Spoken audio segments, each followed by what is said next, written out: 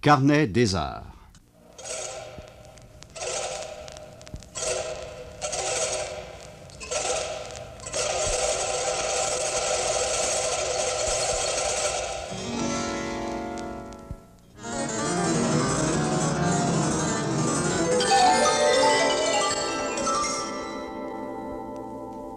La distance qui sépare la technologie de l'art n'est jamais très grande.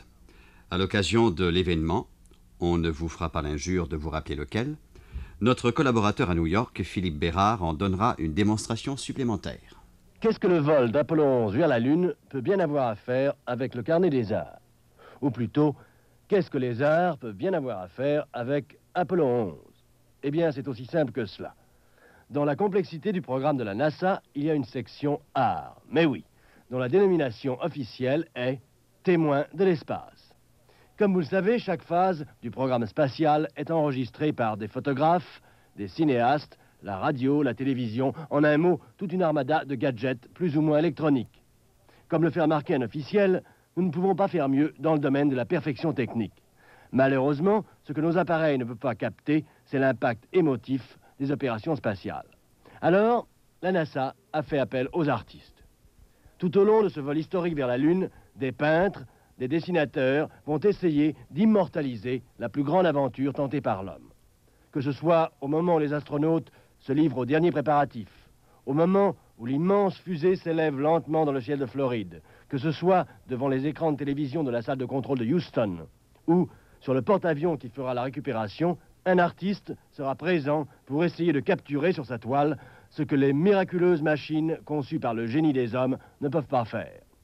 Depuis 6 ans, c'est-à-dire depuis le vol de Gordon Cooper sur Mercury 9, 25 artistes, 4 ou 5 à chaque mission, ont produit plus de 500 toiles ou dessins.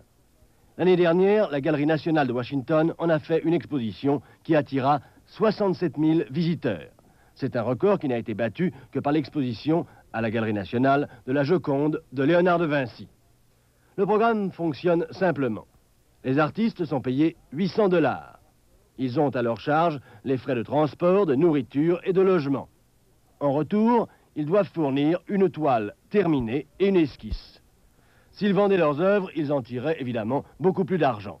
Pourtant, des artistes contemporains aussi célèbres que Rauschenberg ou Heard, qui vous vous en souvenez peut-être, fit le portrait officiel du président Johnson, que celui-ci jugea être le tableau le plus laid du monde, ont accepté d'emblée de participer à l'opération Témoin de l'espace. Non contents de livrer un tableau fini et une esquisse, ils font généralement don de tous leurs croquis de travail, même ceux qu'ils dessinent sur des bouts de papier ou des nappes de restaurant. La participation officielle des artistes aux grands événements de notre temps n'est pas une nouveauté. Depuis la Première Guerre mondiale, c'est une tradition. Il y a quelques mois, nous vous avons rendu compte d'une exposition à New York dont le thème était le Vietnam. La Galerie nationale a maintenant une collection importante d'art, si l'on peut dire, en mouvement. Tous les styles y sont représentés, depuis les œuvres traditionnelles de Paul Cole, qui vient de dessiner, par exemple, le timbre commémorant l'arrivée du premier homme sur la Lune, jusqu'aux œuvres abstraites de Rauschenberg. Et si vous croyez que c'est de tourpeau, Jamie White pourra vous détromper. Chargé de capter la récupération des astronautes, l'artiste sera soumis, comme les héros de l'espace, à une rigoureuse quarantaine.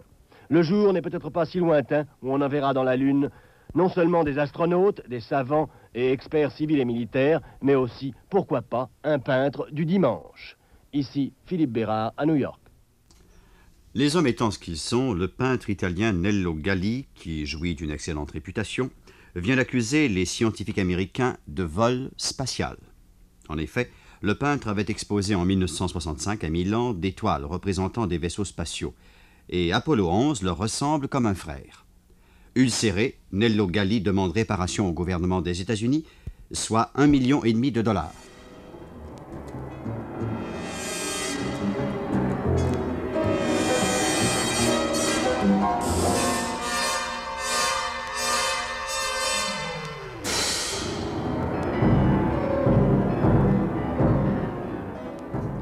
Pour sa part, notre collaborateur André Jasmin a visité l'exposition du jeune artiste montréalais Serge Otis. Ceux qui suivent les changements rapides dans l'évolution des formes savent que tout un courant actuel rejette l'expression artistique comme moyen de sublimer par des couleurs et des formes les problèmes personnels de l'individu créateur.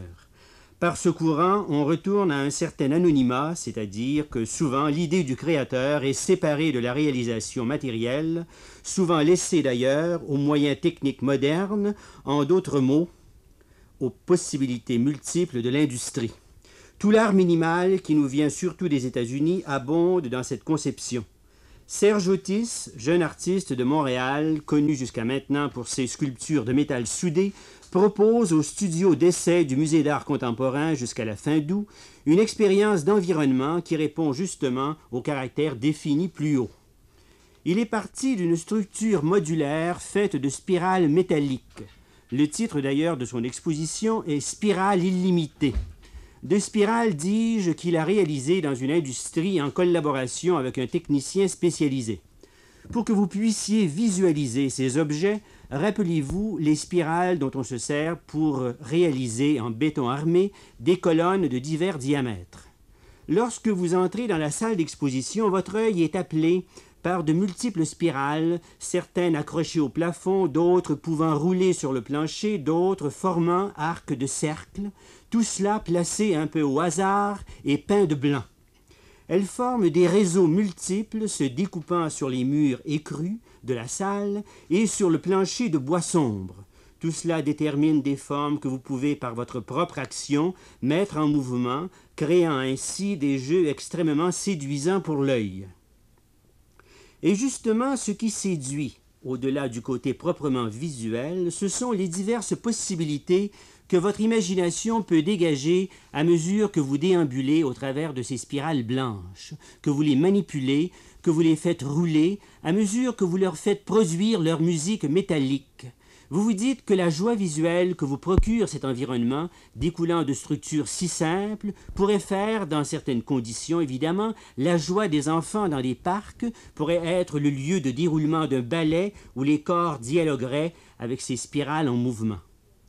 Je vous ai, je pense, signalé au début que lorsque vous entrez dans la salle d'exposition, vous étiez plongé dans une espèce de pénombre, d'où le blanc lumineux se dégage, mais cette pénombre permet, au moyen de projecteurs puissants placés aux endroits appropriés, d'écrire sur les murs des graphismes en mouvement dont la qualité rythmique, la diversité de traits, tantôt flous et larges, tantôt précis et minces, créent une véritable musique spatiale. Cela vous donne une impression extrêmement riche dont les lacis s'entrecroisent et permet à votre sensibilité visuelle de jouir d'une multiplicité de plans imaginaires. Cet exercice que je viens de décrire pourra suivre ou précéder, selon l'imagination de chacun, la perception des qualités propres à l'espace réel dans lequel vous déambulez. Espace réel qui est conditionné et qualifié par ces jeux de spirales dont les mouvements, par l'action des participants, affectent des rythmes du saccadé le plus vif à l'action la plus lente. J'aimerais dire ici qu'une exposition expérimentale comme celle de Serge Otis répond parfaitement à ce qu'on peut attendre d'un environnement, et que si la réalisation matérielle ressort à une certaine forme d'anonymat de par son aspect industriel, l'organisation dans un espace donné et surtout les possibilités variées et la qualité des éclairages multipliant les valeurs optiques et psychologiques de l'ensemble traduisent, expriment les heureuses conceptions de l'artiste. Je voudrais aussi dire quand même que, contrairement à certaines conceptions exclusives, il me paraît nécessaire de signaler que si les expériences d'environnement répondent à un besoin indiscutable, elles ne solutionnent pas pour autant la multitude des problèmes artistiques auxquels doivent trouver des solutions les chercheurs. Je veux dire par là que l'anonymat proposé par un art où la réalisation industrielle et la technologie priment exprime évidemment des valeurs propres à notre temps, mais l'individu, le chercheur solitaire, répondra sûrement encore aux besoins d'expression qui seront peut-être ceux d'une contestation de la technologie actuelle, qui, au travers de ses bienfaits de civilisation matérielle, tend à normaliser toute action et toute pensée et à atrophier ainsi l'imagination et ses multiples fantaisies. Je ne fais pas ici un procès d'intention à Serge Otis, car si l'environnement qu'il produit au Musée d'art contemporain m'a suggéré toutes ces réflexions et a ainsi mis en action ma propre imagination, c'est justement qu'elle a été motivée par les qualités qui se dégagent de cette manifestation.